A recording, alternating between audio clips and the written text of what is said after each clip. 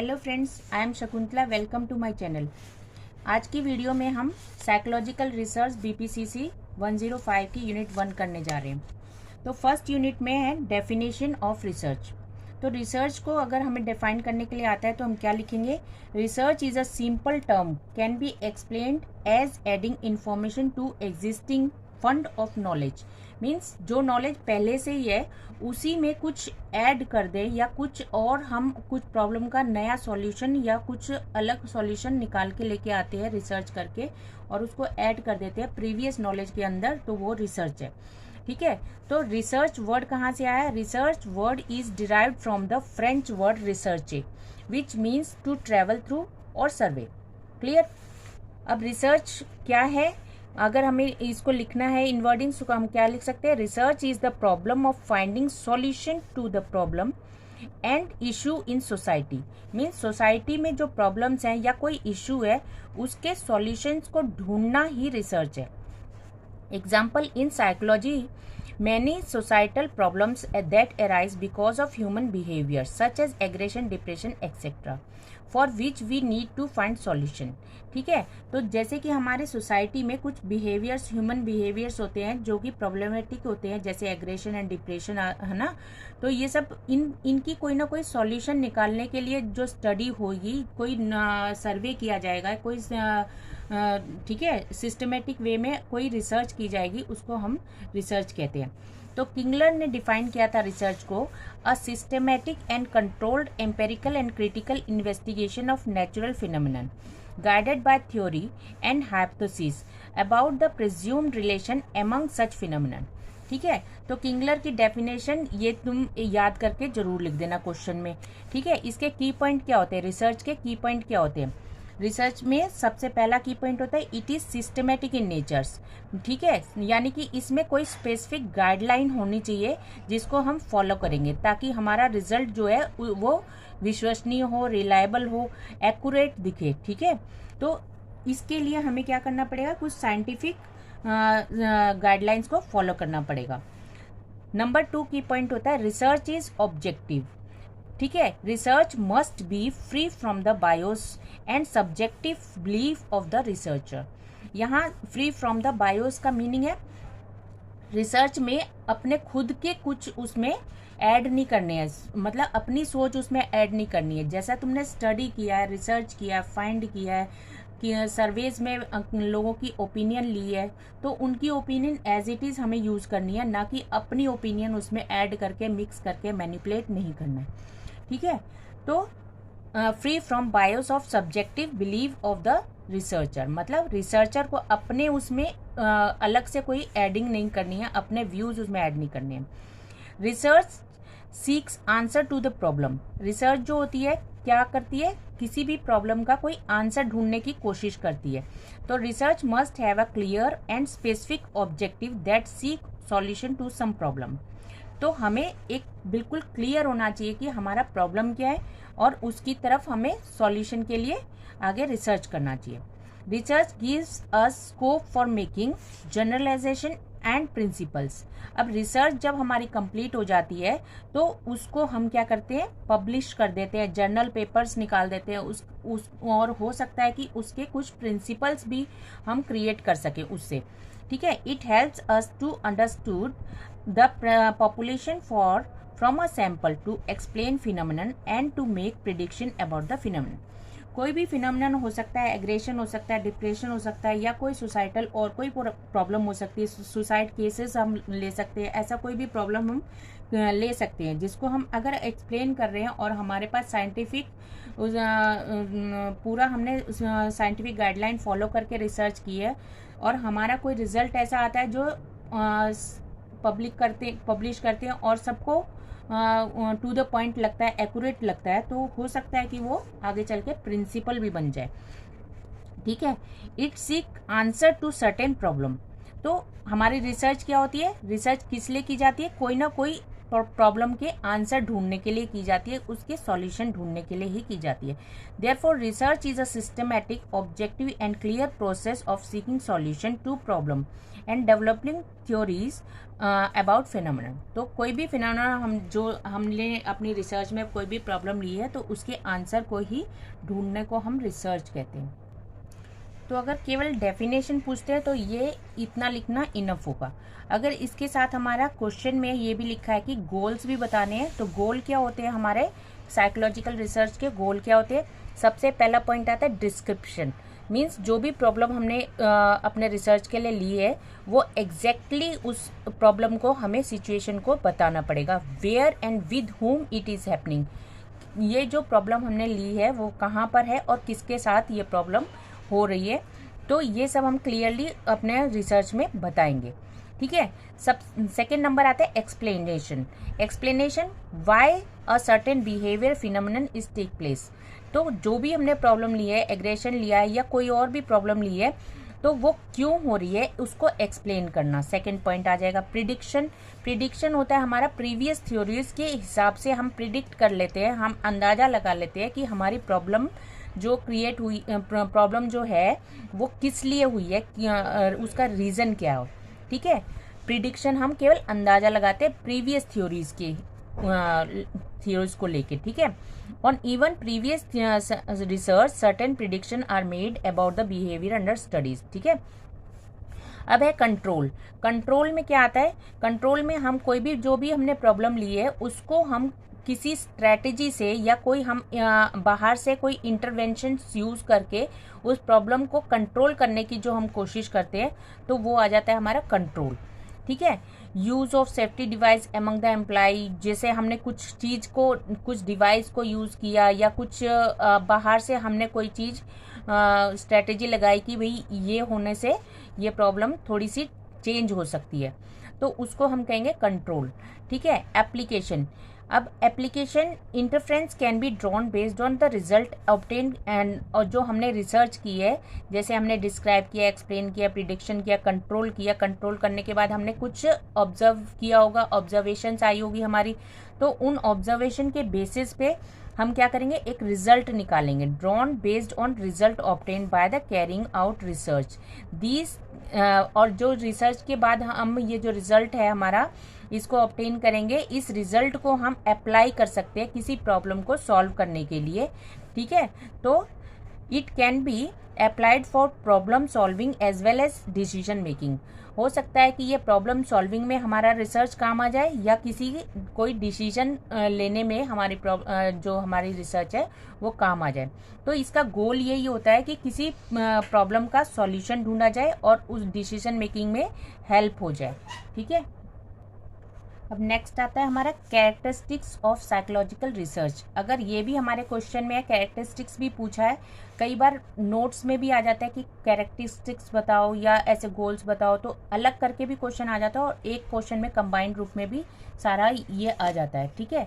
अगर कंबाइंड रूप में आता है तो फिर हम डेफिनेशन लिखेंगे, गोल लिखेंगे, कैरेक्टर्स लिखेंगे, जो भी कुछ हमें क्वेश्चन में पूछा गया है वो सब लिखना है। और अगर केवल एक ही चीज़ पूछी है तो एक ही चीज़ हम लिखेंगे। ठीक है। कैरेक्टर्स हमारे क्या होते हैं, कैरेक्टरिस्टिक्स क्या होती है हमारी साइकोलॉजिकल रिसर्च में।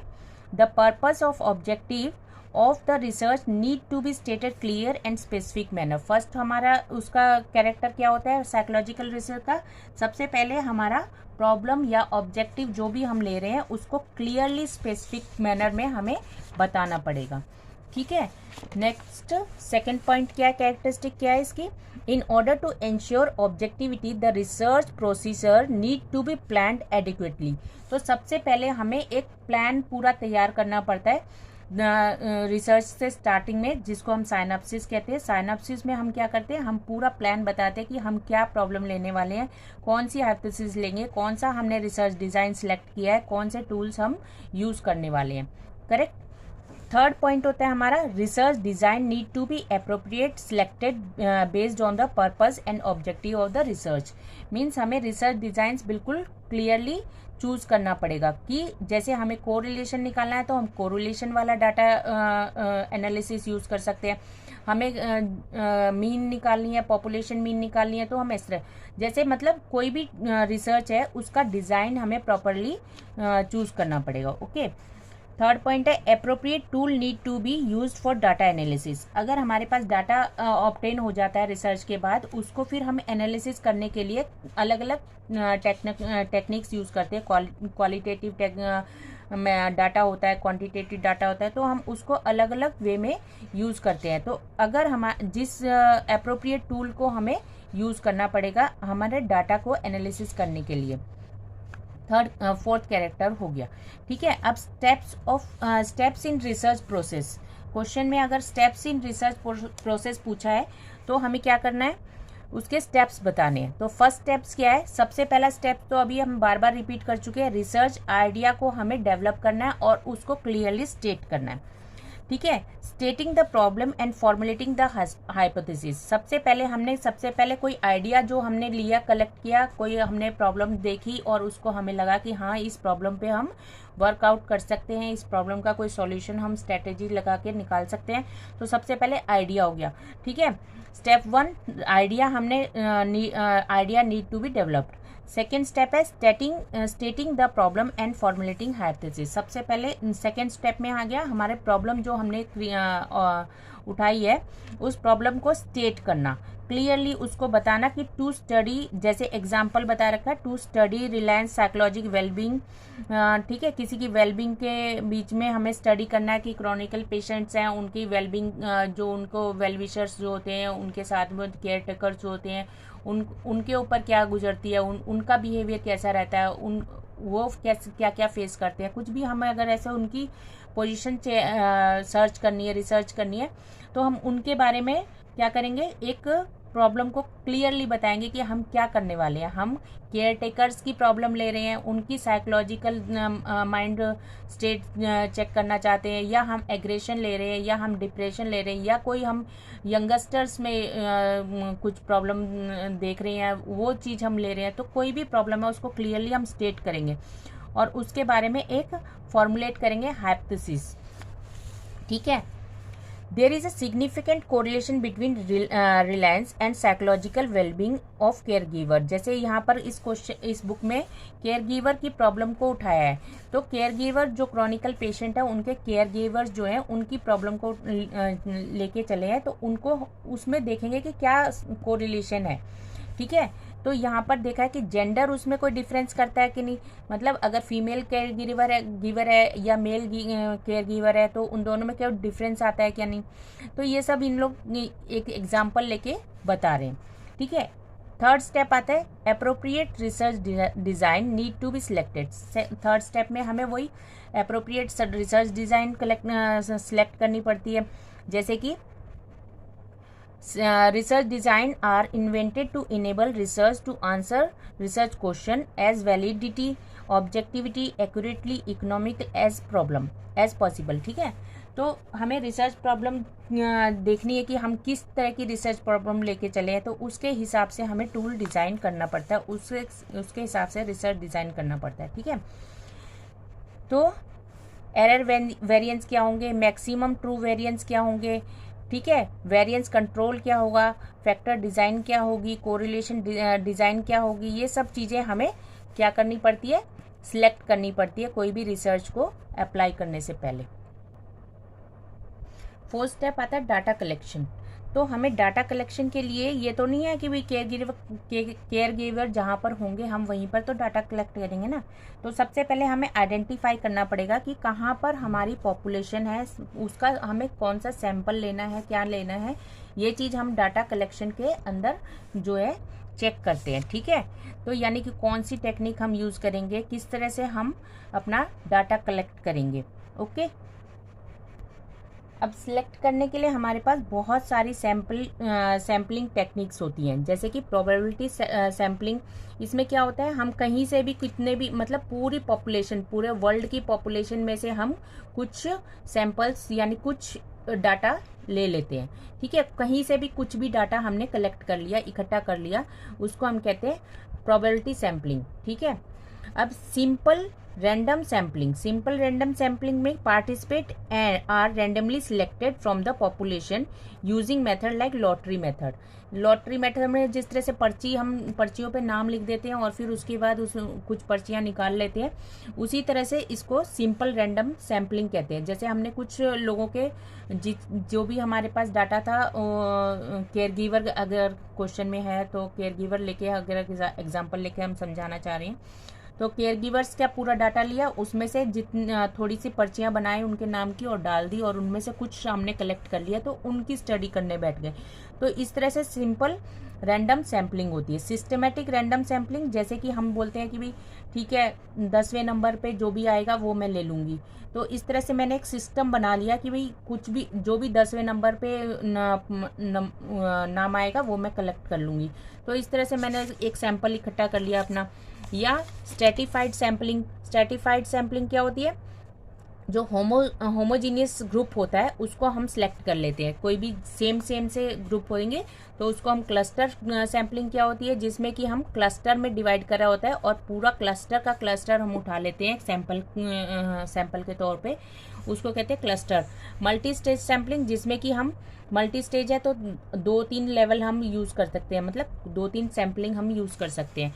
नॉन प्रोबेबिलिटी सैम्पलिंग, इसमें क्या होता है, जिसमें कि नो रैंडम सिलेक्शन, हम रैंडम सिलेक्शन नहीं कर रहे हैं। अब रैंडम सिलेक्शन जैसे कि केयर गिवर की बात हो रही है, ऐसा थोड़ी ना कि पॉपुलेशन में से कहीं से भी जाके उठा के रख दिया, एक इंसान को पकड़ लाए और बोले कि तुम केयर गिवर हो। तो कोई क्रॉनिकल डिसीज का केयर गिवर, मतलब कोई क्रॉनिकल डिसीज का पेशेंट होगा उसी के पास तो मिलेगा ना केयर गिवर। तो इसीलिए उसके लिए हम नो रैंडम सिलेक्शन कर सकते हैं, हम मतलब सिलेक्शन हम रैंडमली उसमें नहीं कर सकते। सबसे पहले हमें चूज करना पड़ेगा कि हमें ढूंढना पड़ेगा कि ऐसा कौन है जो हमारे रिसर्च के लिए यूजफुल है, ठीक है। और दूसरा एग्जांपल हम ले सकते हैं, जैसे female victim of domestic violence. अब हम किसी भी फीमेल को उठा के अपने सैंपल में नहीं डाल सकते कि भाई चलो तुम भी हो यहाँ पर आ जाओ, तो जो विक्टिम होगी उसी को तो हम चूज करेंगे ना। तो सबसे पहले हमें चूज करना पड़ेगा, तो इसको हम नॉन प्रोबेबिलिटी सैम्पलिंग कहते हैं। कन्वीनियंट सैम्पलिंग, जिसमें कि हम अपनी जो सैंपल है हमारा, जो भी है हमारा, जिसको भी हम रिसर्च में अपने यूज़ करना चाहते हैं, तो उसकी कन्वीनियंट भी देखना पड़ेगा कि वो कन्वीनियंट है कि नहीं है, उसके पास टाइम है कि नहीं हमारे रिसर्च के लिए, वो खुद से अपनी मर्जी से हमारे रिसर्च में आना चाहता है कि नहीं चाहता है, ठीक है। तो उसकी कन्वीनियंट के हिसाब से हमें सैंपल में उसको ऐड करना पड़ता है। वॉलेंट्री सैम्पलिंग में भी मीनिंग वही है कि जो अपनी इच्छा से हमारे सैंपल में आना चाहेगा हम उसको लेंगे, अदरवाइज हम जबरदस्ती किसी के साथ नहीं कर सकते।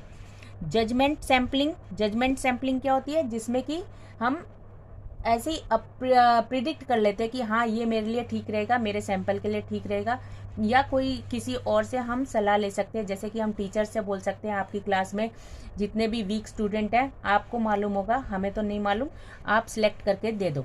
तो इस तरह से उन्होंने अपनी जजमेंट से, टीचर ने सिलेक्ट कर दिया कि हाँ ठीक है ये बच्चे हैं जो वीक हैं, आप इनको अपने सैंपल के लिए ले सकते हो। तो इस तरह से उसको कहते हैं जजमेंट सैम्पलिंग, ठीक है। कोटा सैम्पलिंग, जो कि एक ग्रुप में आते हैं पहले से ही, उनका एक कोटा ऑलरेडी बना हुआ है, उस कोटे में से हम कुछ सैंपल्स ले लेते हैं, तो वो हो जाता है quota sampling. And snowball sampling क्या होती है, जिसमें कि सपोज मैंने एक को अपने रिसर्च में लिया और उसको बोला कि भाई तेरे जिसको ना ये वाली चीज़ पसंद है, तुम उसको अपने मेरे रिसर्च में शामिल होने के लिए बोल दो। तो वो जाके किसी और को बोलेगा, वो जाके फिर किसी और को बोलेगा, और इस तरह से हमारा सैंपल किसी और के बोलने से बढ़ता चला जाएगा, और उसको कहते हैं snowball sampling. Okay, next step आता है डाटा एनालिसिस। अब हमें एनालाइज करना पड़ेगा कि हमारा डाटा किस टाइप का है, क्वालिटेटिव है या क्वांटिटेटिव है, ठीक है। उसके बेसिस पे हम अपना आगे का टूल डिसाइड कर। अच्छा, लास्ट स्टेप आता है हमारा derive conclusion and making generalization, ठीक है। तो सब लास्ट में हम क्या करेंगे, अपना डाटा एनालाइज करने के बाद हम कंक्लूजन पे आएंगे, रिजल्ट निकालेंगे अपनी रिसर्च का और उसको पब्लिश करेंगे, जनरलाइज करेंगे। ओके, तो ये हमारा एक क्वेश्चन तैयार हो गया। एक क्वेश्चन जिसमें कि अगर definition, goal, characteristics of research, psychological research question आता है तो हम ये सब उसमें लिख देंगे। ओके, नेक्स्ट क्वेश्चन मैं नेक्स्ट वीडियो में डिस्कस करती हूँ अभी। Okay, thank you.